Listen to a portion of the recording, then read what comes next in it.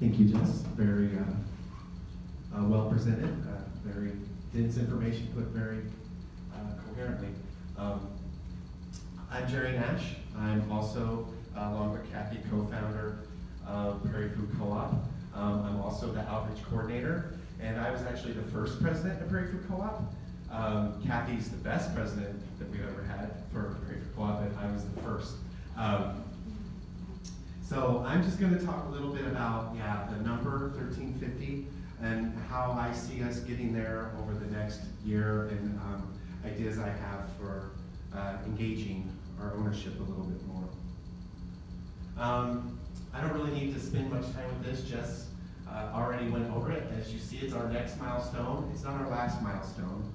There will be other numbers past 1350, but as we get higher and higher, and I think Jess kind of alluded to this too, the numbers do get more and more firm. 5 years from now, we're not going to be like, okay, now just 8,000 owners, you know. The asking for more owners for milestones, we're getting close to where they'll firm up pretty solidly. We'll always be taking owners now. So as I just said, 1350 is kind of the beginning of a range. We chose 1350 because that's right in the middle of 1200 and 1500. And you know, actually, if we get great engagement from our owners, as Jess is aiming for, and I actually think we can do, you know, 1350 will be when we start the actual capital campaign, but also it might not be a much higher number that we're going to need to reach the goals, the number of the amount of money that we're going to need to get. So, you know, we don't know what that number after 1350 is going to be. It just depends on how much our owners engage with us in the capital investment program, community investment program. And as I already said, we'll always be recruiting owners, but just, you know, to get our doors open, we're just going to have a couple more milestones. And also, Jess has mentioned this, Kathy maybe even too, but it's just important for me to say over and over again.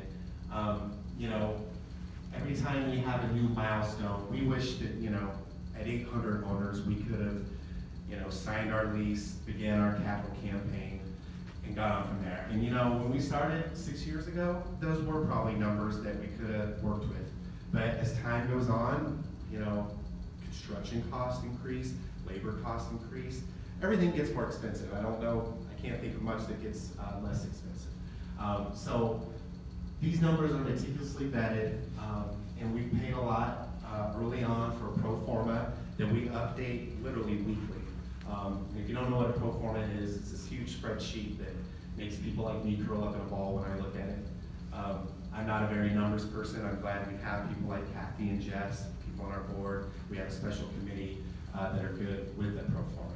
Also, we paid for 2 market studies already, and we'll probably pay for a third near the end just to tighten that up. And we also consult with our peers in the co-op world often.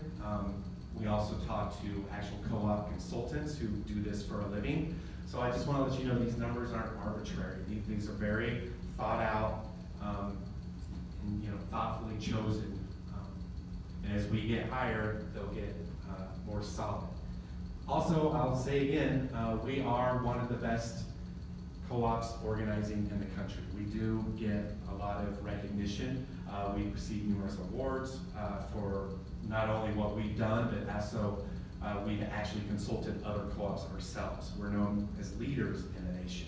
And yes, we've gotten lots of grants and other forms of recognition. So you can trust us with these numbers that they're not just arbitrary, and they're very well thought out.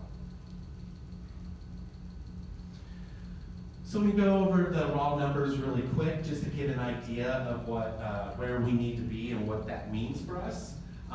Basically, we are at 902 owners today, and we need to get to 1350 owners.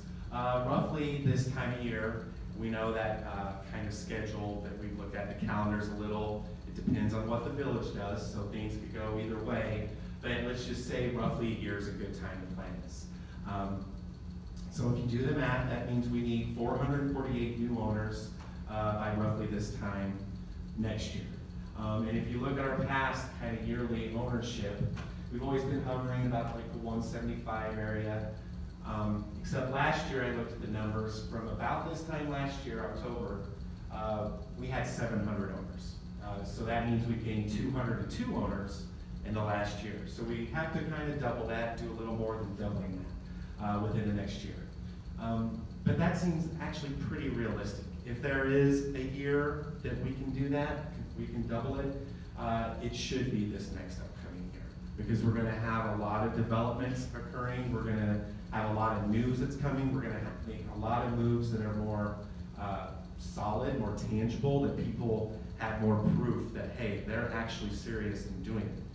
In fact, it's kind of amazing that we have over 900 owners just by telling about our idea alone, just who have committed to us talking about it and, you know, agree and like our mission so much to become owners. We've gotten 900, but when things start to become real, you do see a lot of ownership coming on. People have been waiting on the fence. So our plan to get more owners, you know, it's, the first part of that basically is to stress it will take all of us, and not just for the capital campaign, but all of us to be more engaged, to ask our friends, neighbors to become owners, to take our friend that we think would be interested to an event, or volunteer for an event, or you'll see there will be more options for our ownership to step up and help us out. And the next couple slides are just kind of ideas of what I see us doing in the next year. But first of all, a little more talk about where we are. One reason I expect we could double our numbers is the excitement of the tangibility of actually making moves, maybe signing a lease, the village voting on one of the developments. Stuff like that is what gets people excited. And maybe at this time of year, it's kind of easy to think that, you know, it gets cold, maybe holidays kick in, maybe people aren't paying attention. But I look at our newsletter signups. We have over 2,000 newsletter subscribers, which is really good. But that's not just the best part. We have an open rate of 30%. The usual industry average is 15%. So out of that over 2,000 newsletter subscribers, 1,100 of them aren't owners, but they're opening our newsletters constantly. And we actually cull our list a lot. We actually remove people from it who aren't opening emails. So that number is actually very good, because that means we have a lot of people who are still paying attention. Same with our Facebook engagement. We've always been kind of known for how well we do with our social media, and even as people wait to see if the village, what site the village is going to take, if the village votes to approve that, we're still seeing great Facebook engagement. It's never really dropped off. Also, we just completed over 12,000 hanging door hangs on 12,000 houses in Lombard. So people could, that's just another touch of making sure that people know about us. So what that means to me is that if our job is, one, we're always trying to get owners, but there might be spells where people are just waiting for something to happen. And if that time, maybe our job switches to like, well, if not a lot of people are jumping on board, we need to get a lot of people looking at us so they're ready to go. And I do think people are looking at us and they're ready to go. I just think a little bit more needs to happen. But other things we're going to do, we're going to continue to do what we've always done well.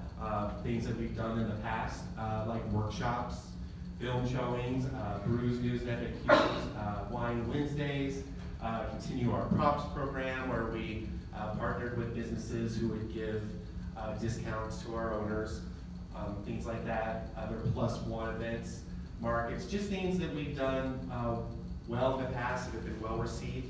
A few of those we've been doing more on lately, a few not so much, and we want to maybe do the ones we haven't been doing as much, do more of those, especially workshops.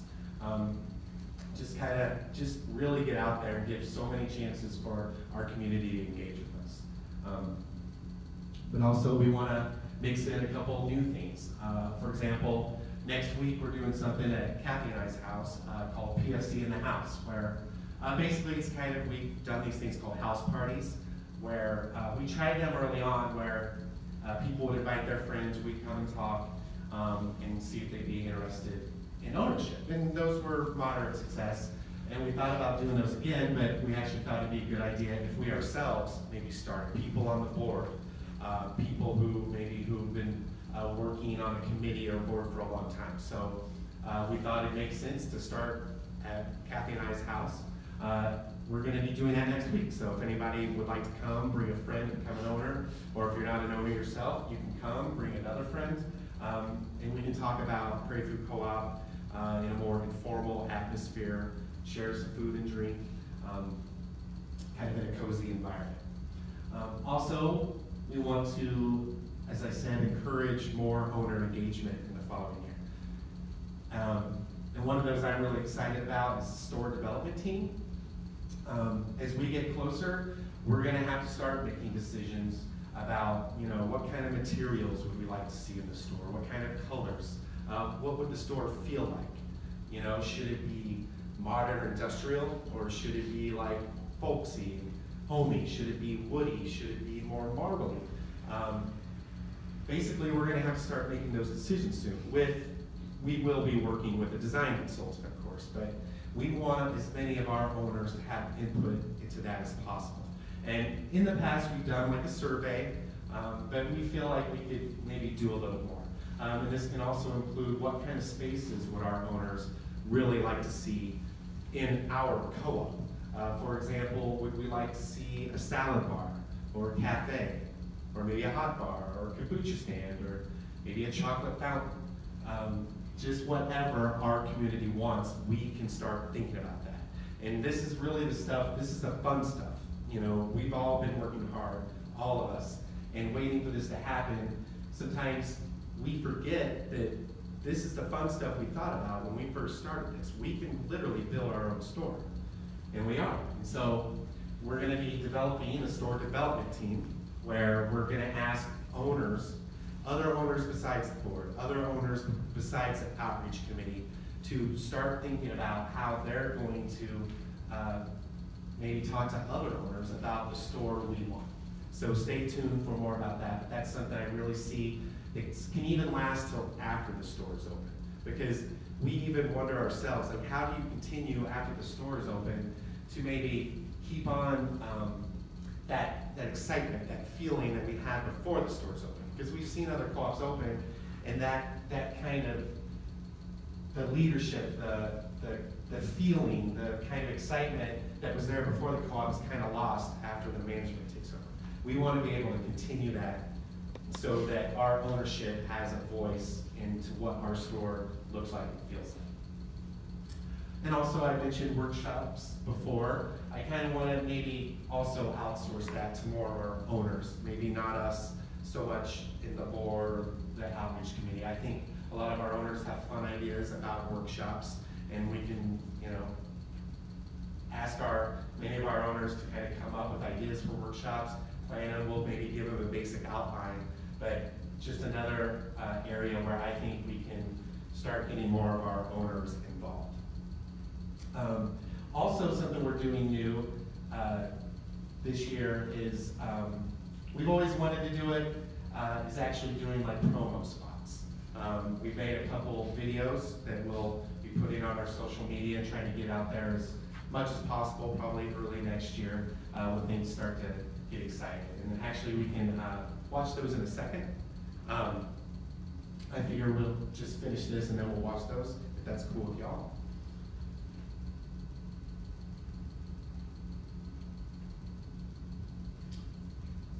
All right, well, this is pretty much my last slide, and my ask of you is, yes, please consider becoming more involved with Prairie Food Co-op. And I know many here sitting are already very involved, or you've been involved in the past.